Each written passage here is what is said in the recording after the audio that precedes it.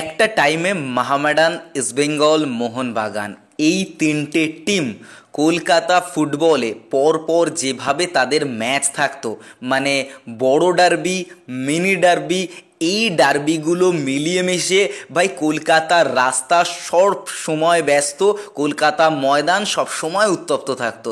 But সেটা কমে গেছিল কোথাও গিয়ে যখন মাহমেডানের একটা অভাব বোধ করছিলাম, সেটা বেশ অনেক বছর ধরে। বাট এই মুহূর্তে মাহমেডান কিন্তু একেবারে প্রো অ্যাক্টিভ হয়ে গেছে। আইএসএলের দল গঠন এর জন্য তারা নজর দেয়া শুরু করে দিয়েছে। তারা অফার করেছে ইস্টবেঙ্গল সেন্টার ফরওয়ার্ড কাম উইঙ্গার ভিপি সুহেরকে। ভিপি সুহেরের সঙ্গে কিন্তু একটা ইনিশিয়াল কথাবার্তাও শুরু করে দিয়েছে মাহমেডান, এবং দেখা যাক ভিপি সুহেরকে তাদের দলে ভেড়াতে পারে কিনা। এবং সম্ভাবনা যেটা আছে সেটা যে ভিপি সুহের যা পারফরমেন্স লাস্ট সিজনে, দেখা যাক সেটা মোহামেডানে গিয়ে তার পারফরমেন্সের গ্রাফ ঊর্ধ্বমুখী হয় কিনা, এবং ভিপি সুহের শেষ পর্যন্ত মোহামেডানে যায় কিনা, বা মোহামেডান শেষ পর্যন্ত ভিপি সুহেরকে নেয় কিনা। অন্যদিকে ইস্টবেঙ্গলের সঙ্গে হেভিলি কানেক্টেড ছিল কিন্তু পেরেরা দিয়াস। যে ডায়মন্ড টাকাস যদি ডিলটা না হয় তাহলে ইস্টবেঙ্গল সেকেন্ড চয়েস স্ট্রাইকার হিসাবে কিন্তু পেরেরা দিয়াসকে রেখেছিল, এবং পেরেরা দিয়াসকেও কিন্তু বেশ ভালো একটা ডিল দিয়েছে মোহামেডান। তো এই মুহূর্তে কলকাতা ফুটবলে ইস্টবেঙ্গল মোহামেডান রেষারেষি কিন্তু শুরু হয়ে গেল। মানে দেখা যাচ্ছে যে পেরেরা দিয়াসকে নিয়ে একরকম টানাটানি শুরু হচ্ছে। তো আগামী দিনে ট্রান্সফার মার্কেটে মোহামেডানও যে যথেষ্ট পরিমাণে এফোর্ট দিয়ে তাদের দল করবে সেটা এই মুহূর্ত থেকে লক্ষ্য করা যাচ্ছে। অন্যদিকে দাঁড়িয়ে ইস্টবেঙ্গল কিন্তু ইনিশিয়াল কথাবার্তা শুরু করেছে রাহুল বেকের সঙ্গে।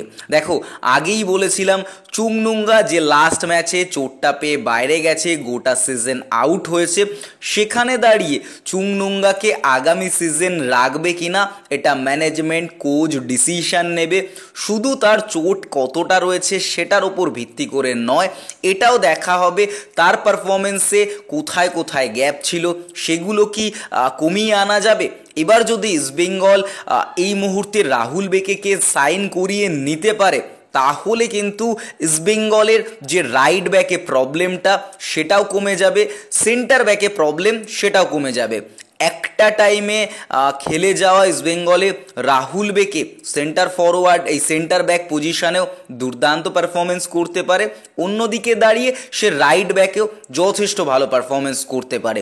তো এখানে ইস্টবেঙ্গলের একটা ব্যাক প্রবলেম সলিউশন হলো। হ্যাঁ, রাকিব অবভিয়াসলি ইস্টবেঙ্গলের সাথে আরও একটা ইয়ার হয়তো ডিল কন্টিনিউ করবে, বাট ইস্টবেঙ্গলের দুই ব্যাকের ক্ষেত্রে নিশু কুমার বলো বা রাকিব বলো, তাদের ওভারল্যাপিংয়ে প্রবলেম বা ক্রস রাখায় প্রবলেম সেটা আমরা প্রচণ্ডভাবে লক্ষ্য করেছি, এবং বেশি করে রাইট ব্যাকে চ্যানেলটায় দেখা গেছে, কারণ রাইট উইং চ্যানেলটায় সেরকম ভালো প্লেয়ার ছিল না, এবং রাইট ব্যাক থেকেও সেই এফর্টটা ওই জন্য পাওয়া যাচ্ছিল না। এবার রাহুল বেকে যদি ইস্টবেঙ্গল সাইন করায় তাহলে কিন্তু সেন্টার ব্যাক সাথে রাইট ব্যাক এই দুটো প্রবলেমই একসাথে সলভড হয়ে যাবে। অন্যদিকে দাঁড়িয়ে কার্টিস গুড, যাকে নিয়ে লাস্ট নাইট থেকে একটা শোরগোল পড়েছে মোহনবাগানে। এই কার্টিস গুড 31 বছর বয়সী অস্ট্রেলিয়ান সেন্টার ব্যাক, এবং তার সঙ্গে মোহনবাগানের একটা লিঙ্কড আপ এই মুহূর্তে পাওয়া যাচ্ছে। দেখো, প্রথম কথা, মোহনবাগানে কিন্তু হেক্টর উস্তেভ যথেষ্ট সেটেল হয়ে গেছে, আনোয়ার আলীর সঙ্গে তার একটা কম্বিনেশন তৈরি হয়েছে, এবং অ্যান্তোনিও লোপেস হাবাস 3 ব্যাকে কিন্তু খেলেন। তো সেখান থেকে দাঁড়িয়ে ব্র্যান্ডন হ্যামিল লাস্ট কিছু ম্যাচ ধরে কিন্তু সেইভাবে চান্সেস পাচ্ছে না, এবং এটাও আপডেট যে ব্র্যান্ডন হ্যামিলকে আগামী সিজনে ছেড়ে দেবে। তবে হেক্টর উস্তেভ, যিনি কিনা হাবাসের পছন্দ অনুযায়ী এসছিলেন, তাকেও কি ছেড়ে দিতে চলেছে?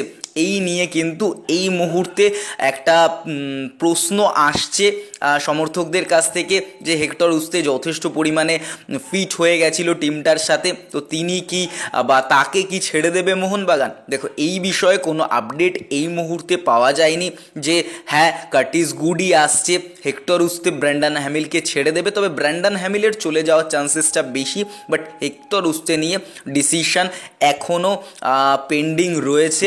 এবার সেটা নিয়ে কোচ ম্যানেজমেন্ট ডিসকাশন হোক বা হচ্ছে, তো সেটা কমপ্লিট হলে অবভিয়াসলি একটা ভালো ডিসিশন হয়তো তাদের পক্ষ থেকে আমরা পাবো, যেটা টিমের জন্য ভালো হয়, যেটা কোচ তার পছন্দ অনুযায়ী করাতে চাইছেন তার সেন্টার ব্যাক দিয়ে সেটা হয়। এবং তাতেই কিন্তু এই জিনিসটা ক্লিয়ার হবে যে আগামী দিনে কে হচ্ছে মোহনবাগানের সেন্টার ব্যাক, এবং টু সেন্টার ব্যাকে যেতে চলেছে না সিঙ্গেল সেন্টার ব্যাকে, সেটাও কিন্তু একটা প্রশ্নচিহ্ন রয়েছে।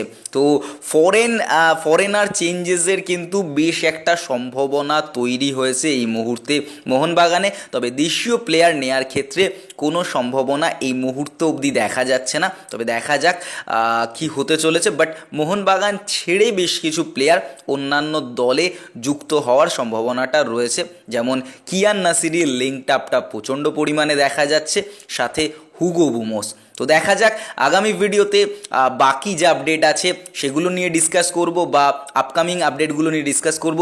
ভিডিওটা অবশ্যই লাইক করে দিও। দেখা হচ্ছে আগামী ভিডিওতে।